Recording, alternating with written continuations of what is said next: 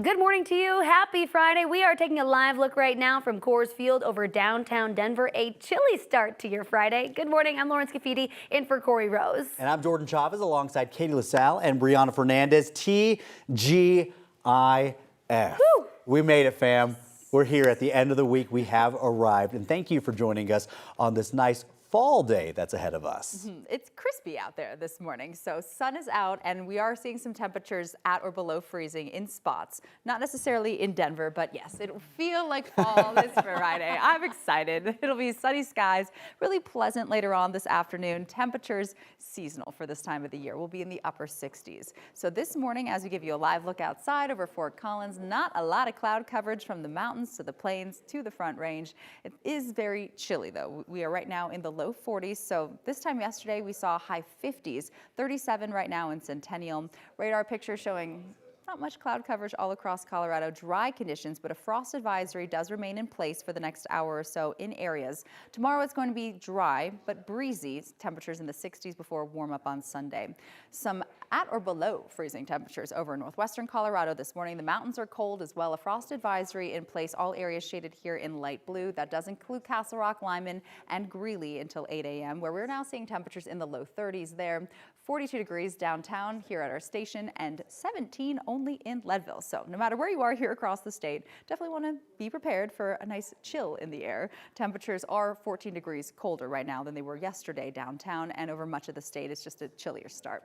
But as we go through the rest of this afternoon, by 12 o'clock, 60 degrees, a nice gradual warm up in store. It'll feel like autumn. Typically this time of the year we see highs in the mid 60s, relatively calm winds. The winds though will be a headline for tomorrow. We'll talk about just how blustery it's expecting to get coming up in your full forecast. Katie, thank you so much. 7:02 is your time for this Friday morning. And if you're heading out the door, we are crash free for a Friday morning. All I'm seeing is that rush hour traffic, that morning rush hour traffic. So if you're taking I-25 and 23rd Avenue, so right near Power Field, you can see all those brake lights if you're heading southbound.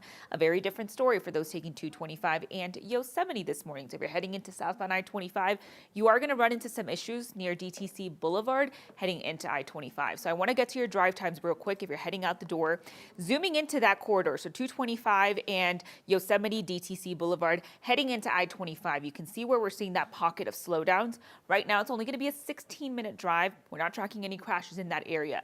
Same story for those taking 6th Avenue. 6th Avenue, you have the green light. Traffic there is just flowing. Heading into I-25 this morning, or if you're heading to Golden, it's only an 8-minute drive, and those speed times are clocking in at 66 miles per hour. All right, thank you, Brianna. Well, weeks after a shooting at Evergreen High School, parents and community members are demanding increased security measures. Dozens of people packed a Jeffco school board meeting. 9 News reporter Courtney Yoon joins us live from their education center now. Courtney, many of them are calling for full-time school resource officers at all district campuses. Yes, that's right, Jordan and Lauren. Safety concerns weren't on the list for the agenda yesterday, but that didn't stop the crowd of people from speaking during public comment.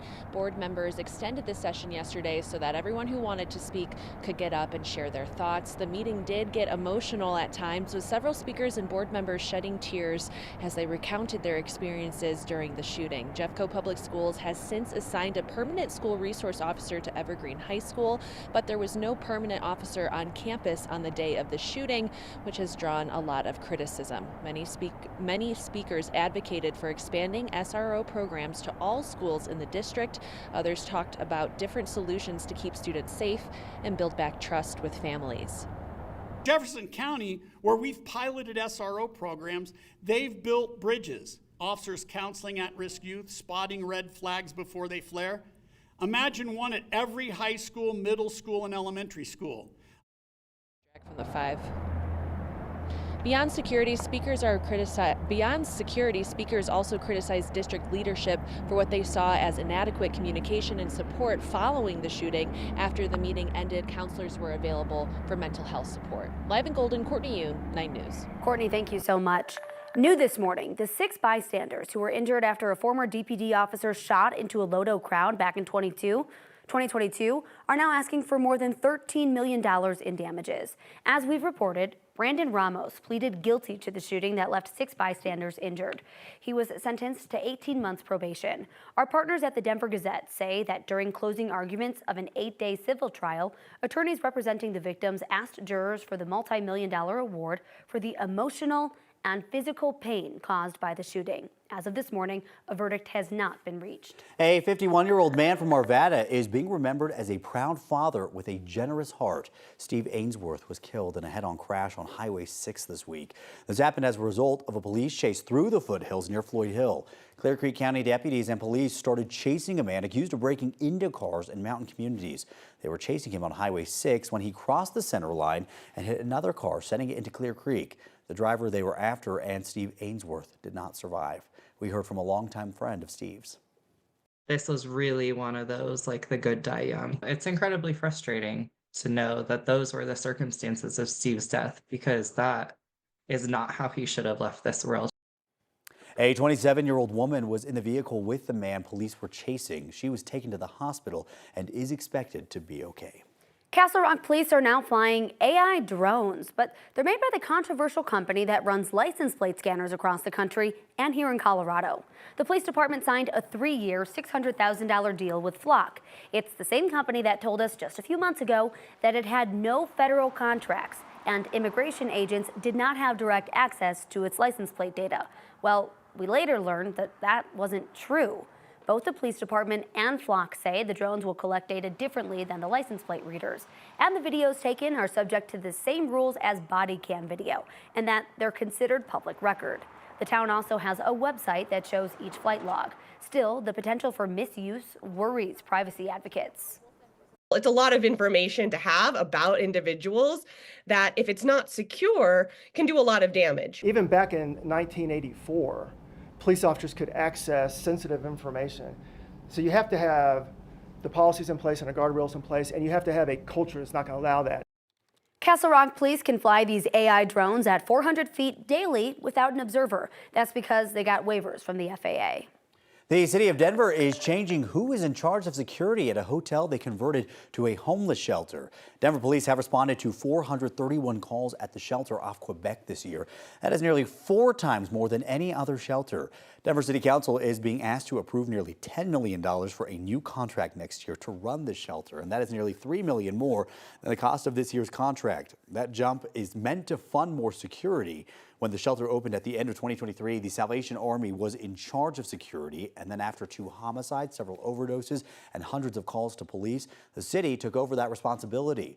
911 calls dropped nearly 66%. Now, the city is once again putting a service provider back in charge of security. Asked each provider to tell us, how would you like to keep your building safe and secure, to give us a security plan, like what's your model for doing this. The city is now considering giving that contract to a San Francisco-based company called Urban Alchemy. New this morning, Denver Mayor Mike Johnston has nominated Brad Buchanan to lead the future of the city's community planning and development. This comes to us from our partners at the Denver Gazette. Buchanan was the former chairman of the Denver Planning Board and a longtime architect, but this isn't his first time helping Denver's planning department. Former Mayor Michael Hancock appointed him to the same position back in 2014, where he worked to engage with residents during the city's post-recession boom and streamline city permitting. The decision now heads to City Council to be approved. Ace Frehley, the original lead guitarist and founding member of KISS, who captivated audiences with elaborate makeup and a smoke-filled guitar, has died. Frehley's agent says that he died peacefully yesterday, surrounded by family in New Jersey following a recent fall. Frehley co-founded KISS in 1973 and became famous for his spaceman persona. He left the group in the early 1980s before launching a successful solo career. In 2014, he was inducted into the Rock and Roll Hall of Fame with KISS. Ace Frehley was 74 years old. Another tragic loss this morning, this time in the world of journalism. Veteran National Public Radio journalist Susan Stamberg died yesterday at the age of 87. Stamberg became the first woman in the United States to anchor a nightly national news program as host of NPR's All Things Considered, starting in 1972. She spent more than 5 decades with NPR and was known for her coverage of arts and culture. In a statement, Stamberg's son said she was a true humanitarian, who believed in the power of great journalism. She retired just last month.